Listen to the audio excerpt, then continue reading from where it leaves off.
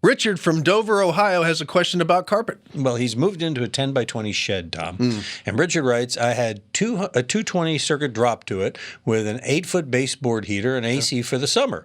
The walls are insulated and finished with a Luan sheets. What is Luan? Luan, it's a wood. A kind of a wood? Yeah, it's like a plywood. Yep. All right. I just got some carpet padding to put down, and he wants to know, should I use a moisture barrier or plastic under it since there's no insulation under the shed, which sits on 4x4s? No, just put the carpet down. Don't do any plastics or anything. It's just going to cause you problems if you get a really humid year. So just let it breathe.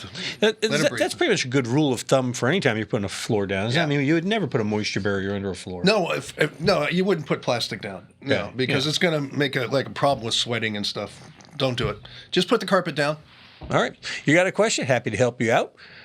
Just visit HomeShowRadio.com. Click on that Ask Tom button. Fill it out. Send it in, and we'll answer it in a video, just like this one.